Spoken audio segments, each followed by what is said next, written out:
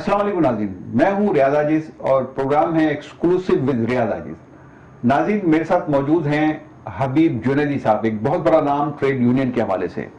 آپ چیئرمین ہیں آل Pakistan trade union organization کے، اور اس کے علاوہ آپ پیپلز لیبر بیورو کے بھی پریزیڈنٹ ہیں۔ سندھ کا جو پیپلز لیبر بیورو ہے اس کے پریزیڈنٹ بھی ہیں۔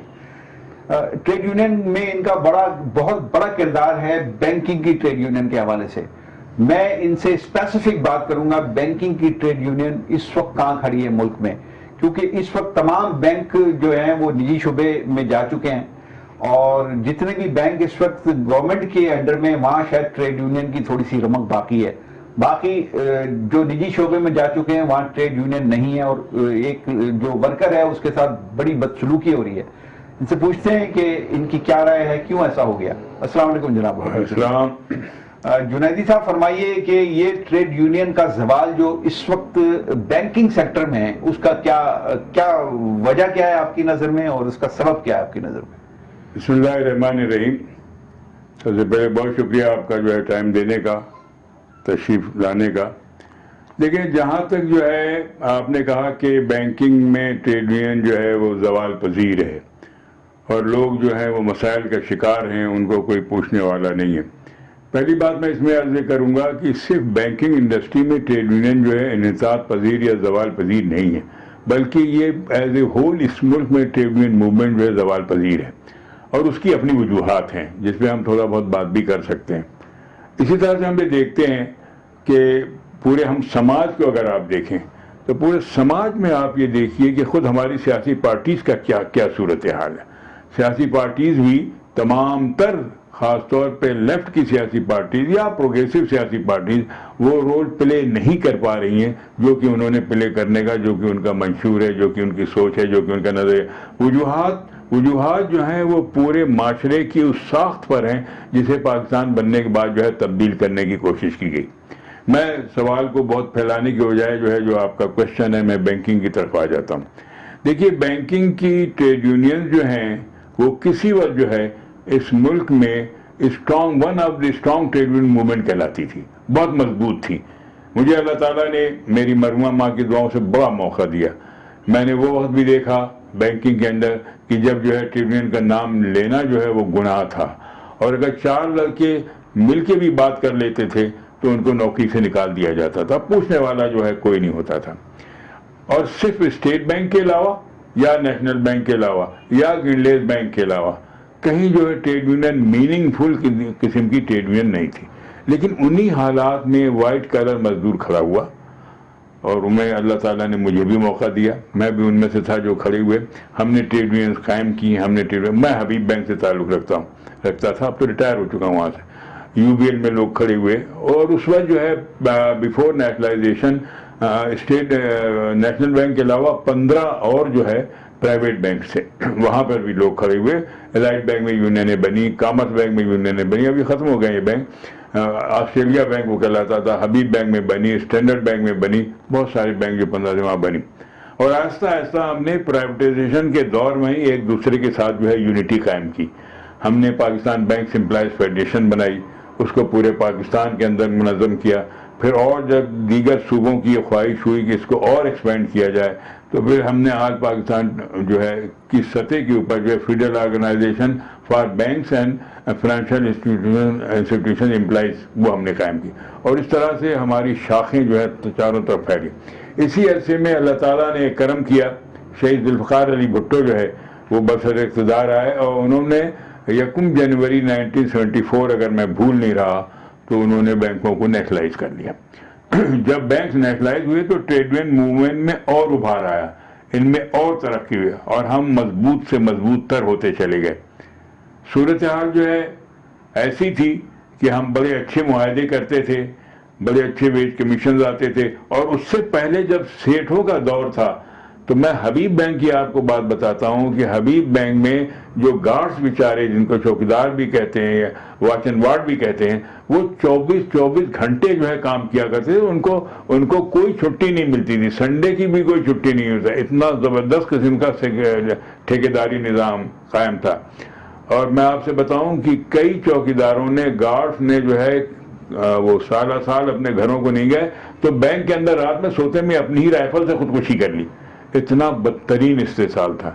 پھر اللہ نے موقع دیا, ٹریڈ یونین اس کے خلاف لڑی, ہم کھڑے ہوئے, پھر یہ نیشنلائز ہوئے بینکس. اور اتنی یہاں پر جو ہے کہتے ہیں کہ اتنا ظلم تھا بینکوں کے ملازمین پر کہ شہید ذوالفقار علی بھٹو ایک ریلی لے کے جا رہے تھے. جب یہ ایم اے جناح روڈ سے گزرے کیمبل اسٹریٹ کے سامنے سے, تو وہاں پر جو ہے حبیب بینک, یو بی ایل, ان کی برانچیں بڑی بڑی ہوا کرتی تھیں. اور یہ میں بتا رہا ہوں آپ کو جہاں کے ایم سی کا ہیڈ آفس ہے, تو اوپر لڑکوں نے چل کے جو ہے تالیاں بجائی ان کے ٹرک کو دیکھ کے. تو بھٹو صاحب نے باقاعدہ انگلی ہلا کے کہا کہ ہاں اگر میں آیا تو میں بینکوں کو نیشنلائز کروں گا, تم فکر نہیں کرو. اتنا مشہور تھا کہ ان اداروں کے اندر ظلم ہو رہا ہے. آنے کا وقت ہوتا تھا, آنے کا کوئی وقت نہیں ہوتا. مضبوط ہوئی ٹریڈ یونین بینکوں میں بھی, ٹھیک ہے, یہ نیشنلائز جب ہوئے, لیکن سر اس کے بعد جب یہ نچکاری شروع ہوئی, بے نظیر بھٹو سے ایک دفعہ میں نے سوال کیا تھا ایک پریس کانفرنس میں, مجھے یاد ہے, شہید بے نظیر بھٹو سے. ان سے میں نے پوچھا تھا جی آپ کے والد نے نیشنلائز کیا اداروں کو, آپ نچکاری کر رہی ہیں, پرائیویٹائز کر رہی ہیں, تو یہ آپ تو اپنے والد کے پالیسی کے اگینسٹ جا رہی ہیں. تو انہوں نے مجھے جواب دیا کہ اس وقت وہ ٹھیک تھا, اس وقت یہ ٹھیک ہے. اب میرا آپ سے سوال یہ ہے کہ نیشنلائزیشن کے حوالے سے آپ نے خود بتا دیا کہ اس دور میں مضبوط ہوئی ٹریڈ یونین بینکوں میں, لیکن اس کے بعد جب نیشنلائز سے پھر دوبارہ ہم پرائیویٹائز کی طرف گئے, اس وقت تو کمزور ہوئی, زوال آیا. تو اس پہ کیا آپ کی رائے ہے کہ وہ پیپلز پارٹی کی پالیسی کے عین مطابق ہے وہ پرائیویٹائزیشن؟ اب اس پہ دیکھیے, اس میں میں عرض کروں, شہید بی بی اب اس دنیا میں ہے نہیں, لیکن جو کچھ آپ نے جو ہے فرمایا ہے, یقیناً انہوں نے وہی بات جو انہوں نے کہی ہوگی آپ نے فرمایا. ایک بھی بینک شہید بی بی کے دور میں پرائیویٹائز نہیں ہوا, not a single bank. Policy کی بات آپ دیکھیں کہ آپ کی جو ہے بنیادیں جو ہے اقتصادیات کی ہل چکی تھیں. آپ کو اچھی طرح سے پتا ہے کہ آئی ایم ایف کا, ورلڈ بینک کا, انٹرنیشنل کمیونٹی کا کتنا زیادہ پریشر تھا. پرائیویٹائزیشن انہوں نے سارے مسائل کا حل یہی نکالا تھا کہ صنعتوں کو پرائیویٹائز کیا جائے. اور جو کہتے ہیں شہید بی بی کا جو رائیول تھا نواز شریف, وہ تو یہ کہتے تھے کہ government has no business to be in business, جبکہ ہم یہ کہتے تھے government has every business to be in business. میری اپنی سوچ یہ ہے, میں اقتصادیات کا ماہر نہیں ہوں, میں آپ کی طرف سے, آپ تو خیر بہت ماشاءاللہ اعلیٰ و عرفہ مقام پہ فائز ہیں, میں اکنامسٹ بھی نہیں ہوں, لیکن میں کہتا ہوں کہ پاکستان جیسے ملک میں شروعات کے اندر جو ہے وہ جو اکانومی کا مکسڈ اکانومی وہ یہاں کی نہیں گئی. اور تو بی بی نے اگر یہ اس پالیسی کو, میں نہیں سمجھتا انہوں نے انڈورس کیا, لیکن جیسا آپ کہہ رہے ہیں, میں انٹرویو بھی نہیں تھا, پریس کانفرنس تھی, سارا میڈیا تھا. تو بی بی کے دور میں کوئی پرائیویٹائزیشن بینکس کی نہیں ہوئی, لیکن یہ جو کچھ چاروں طرف سے جو دباؤ تھا. لیکن میرا سوال اصل میں یہ نہیں تھا, میرا سوال یہ تھا کہ ٹریڈ یونین اب نچکاری کے بعد تو بینکوں سے تقریباً ختم ہو گئی ہے. ایگزیکٹلی. اور صرف نیشنل بینک میں ہمیں ٹریڈ یونین نظر آتی ہے, اسٹیٹ بینک میں نظر آتی ہے.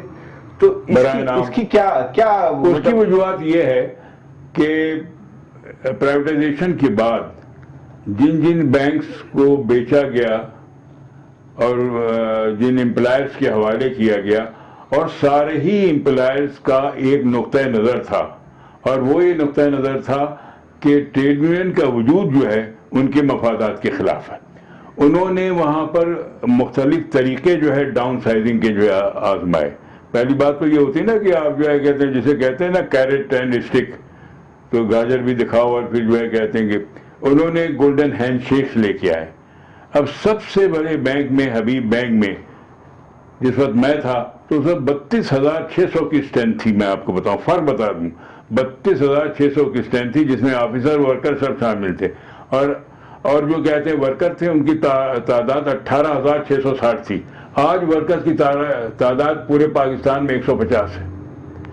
انہوں نے ڈاؤن سائزنگ کی, گولڈن ہینڈ شیک دیے. اب وائٹ کالر لوگ ہیں, جب ان کو یہ ہو کہ کل ہماری جاب رہے نہ رہے, تو جو پیسے ان کو نظر آتے ہیں وہ بھاگتے بھوت کی لنگوٹی, پیسے بھی اچھے خاصے ملے, وہ لے کے چلے گئے. اور ایک بار نہیں ہوئی downsizing, once twice thrice, 3-4 بار کر کے آج انہوں نے حبیب بینک جیسے ادارے کو, جس میں ورک مین کی تعداد اب 150 پورے ملک میں رہ گئی ہے, ہر 3 برانچ کے بعد ایک آپ کو جو ہے ورک مین اندر کام کرتا ہوا ملے گا, باقی سب آفیسرز ہیں. انہوں نے نامنکلیچر چینج کیے कैशियर का नाम रख दिया टेलर, कैश ऑफिसर। आप ये कह रहे हैं कि पूरे पाकिस्तान में इस वक्त हबीब बैंक में 150 वर्कर हैं, वर्कर, बाकी सब ऑफिसर, बाकी सब 14,000 में वो ऑफिसर हैं, सब काम वही कर रहे हैं।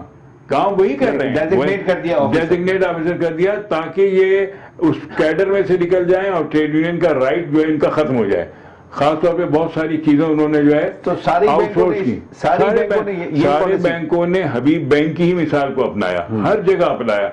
अच्छा, फिर उन्होंने क्या किया, सारे बैंकों ने बहुत सारे अहम डिपार्टमेंट जो है उन्होंने आउटसोर्स कर दिए, जैसे वॉच एंड वार्ड डिपार्टमेंट यानी सिक्योरिटी डिपार्टमेंट, और सारी उन्होंने सिक्योरिटी कंपनीज को दे दी। अब एक भी परमानेंट एम्प्लॉय किसी जो है बैंक के अंदर नहीं है, सब ठेकेदारी निजाम पे है, ठेकेदारी निजाम पे। अच्छा, फिर साथ ही उन्होंने काम क्या किया कि हमारे इदारों में हबीब बैंक बहुत बड़ा इदारा था, है भी, नेशनल बैंक बड़ा इदारा था, है भी।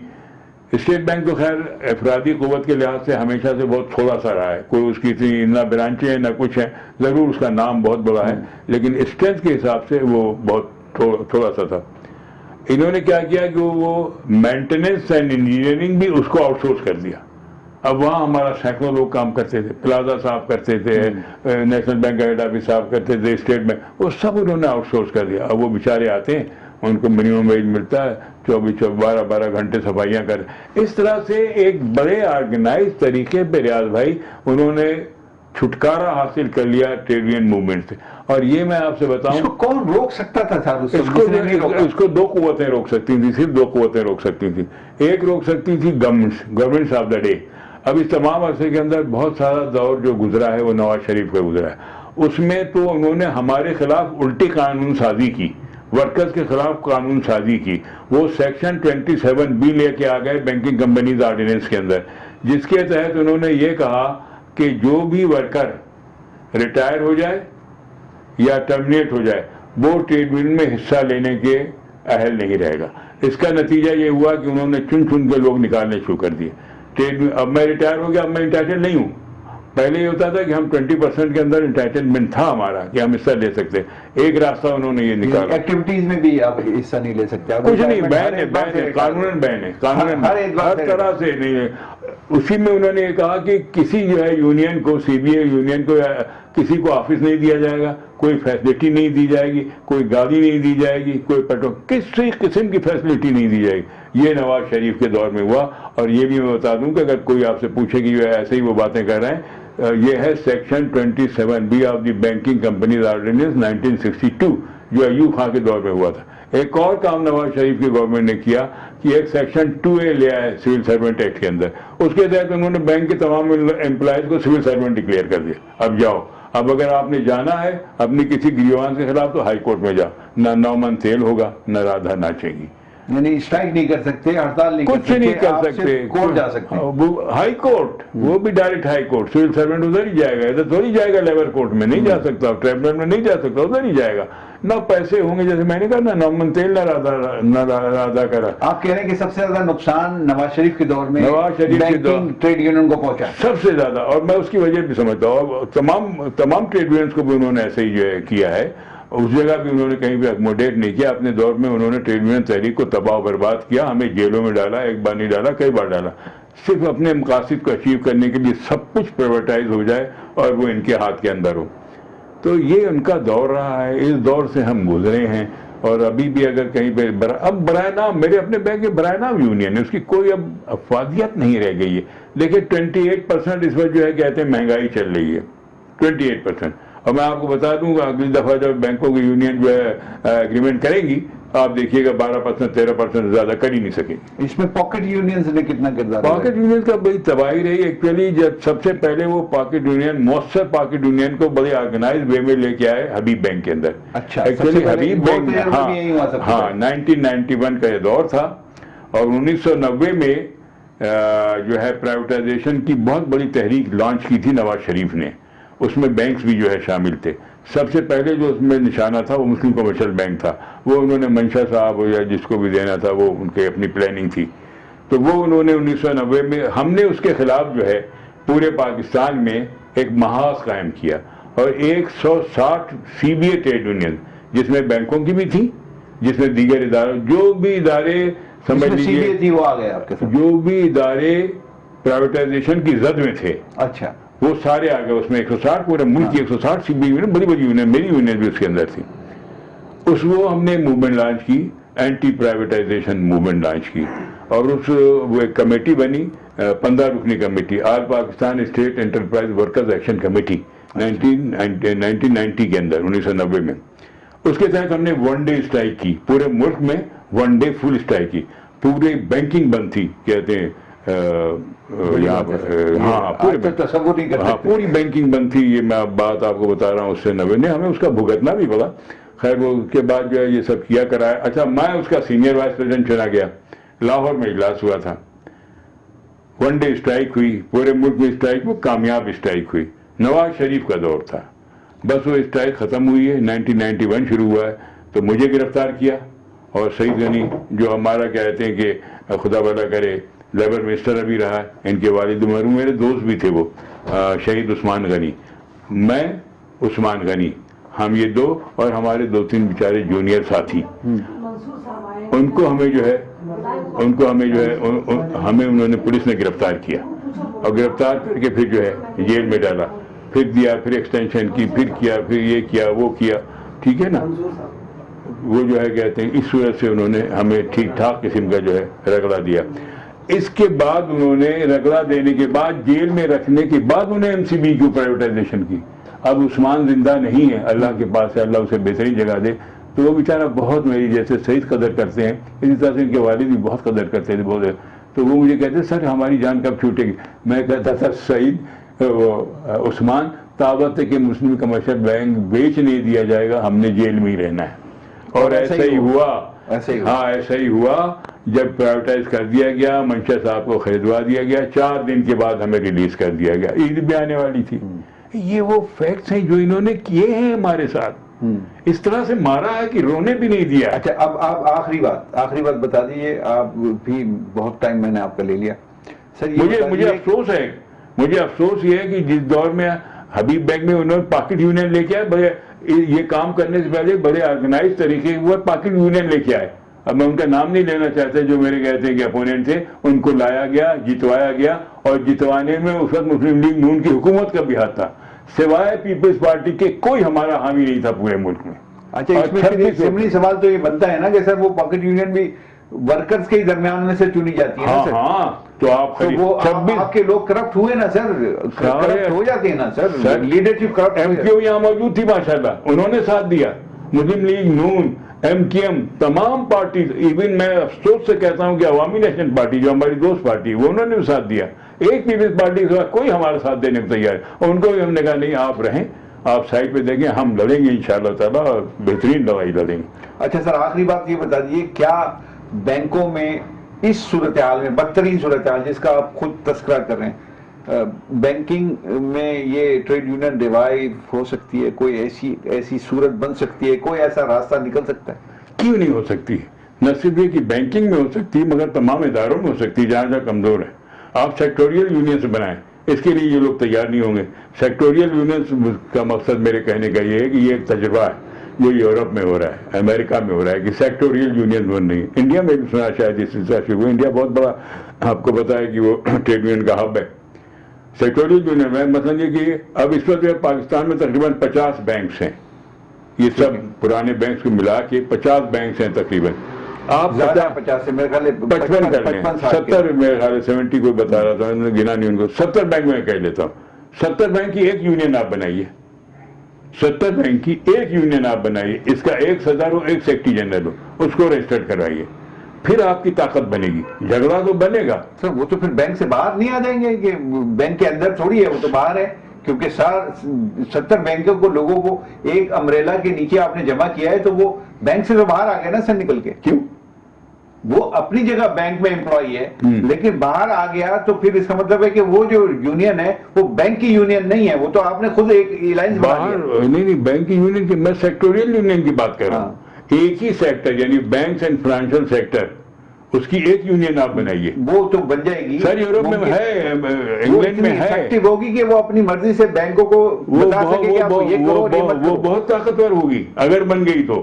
اچھا, اس کے لیے جو ہے آپ کو جگرا چاہیے, آگے آنے والے لوگ چاہیے, 2-4 کو جو ہے پہلے سمجھ لینا چاہیے کہ انہیں الٹا لٹکایا جائے گا, اور اگر نہیں الٹا لٹکنے کے لیے آپ تیار ہیں تو پھر اس بیڑے کو اٹھانے کی ضرورت بھی نہیں ہے. پھر جہاں وہ جو کہتے ہیں نا کہ تم میں طاقت ہے تو دنیا سے بغاوت کر لو، ورنہ ماں باپ جہاں کہتے ہیں شادی کر لو. تو شادی کر کے سب بیٹھے ہوئے ہیں، اللہ تعالیٰ ان کو خوش رکھے. میں تو ان کے لیے دعا ہی کرتا ہوں. آپ یہ واحد راستہ سمجھتے ہیں کہ سیکٹوریل یونین بنائے، جھگڑا ہوگا، بہت ٹھیک ٹھاک جھگڑا ہوگا، اس کے بعد جو یونین بڑی بڑی اسٹرانگ یونین ہوگی. دیکھیں نا. اچھا یہ ہر سیکٹر میں ہو سکتا ہے؟ ہر سیکٹر میں. آپ جو ہے کہتے ہیں کہ وہ کیا کہلاتی ہے جو سیکٹر، ہاں سیکٹر، آپ ٹیکسٹائل سیکٹر میں بنا لیجیے، آپ میڈیکل سیکٹر میں بنا لیجیے، اسپتالوں کے اس میں بنا لیجیے. انہوں نے تو سب جگہ بین کی ہوئی ہے نا. بھائی ایک آدمی نہیں مل کے لڑ سکتا ہے تو 10 آدمی تو مل کے لڑ سکیں گے. میری یہ عرض کرنے کی مطلب ہے. اس بوڑھے کا قصہ تو آپ نے سنا ہوگا، ریاض بھائی آپ سینئر آدمی ہے، کہ مرنے لگا تو اس نے بیٹوں کو بلایا آپ نے اور کہا بھائی 8 بیٹے تھے، اس نے کہا 8 وہ لے آؤ لکڑیاں. وہ لے آئے. اسے پہلے ایک لکڑی لی بڈھے نے، مرنے والے نے توڑ دی. اس کے بعد اس نے 8 لکڑیاں ایک ساتھ بگی زور لگایا، کہنے ٹوٹی، کہنے ابا نہیں ٹوٹی. کہنے دیکھو یہ طاقت ہے یونٹی میں، یہ طاقت ہے. ایک لکڑی ٹوٹ گئی، 8 لکڑیاں جو نہ تم مل کے توڑ سکتے ہو نہ میں توڑ سکتا ہوں. ٹھیک ہے، بہت بہت شکریہ حبیب جنیدی صاحب، بڑی اچھی گفتگو کی. ناظرین، حبیب جنیدی بینکنگ سیکٹر کے حوالے سے اپنی آپ بیتی بھی سنا رہے تھے، اور جو اس ملک پر بیت رہی ہے، اس ملک کے بینکنگ سیکٹر کے ورکرز پہ بیت رہی ہے، وہ بھی انہوں نے بات سامنے آپ کے رکھی ہے اور اس کا حل بھی پیش کیا ہے. یہ کہتے ہیں کہ سیکٹوریل یونین بنائی جائے تو مسائل حل ہو سکتے ہیں، لیکن اس کے لیے دل جگرا چاہیے اور یہ بیڑا نہیں اٹھا سکتے تو ماں باپ جہاں کہتے ہیں شادی کر لیں. اجازت چاہتا ہوں. اللہ حافظ.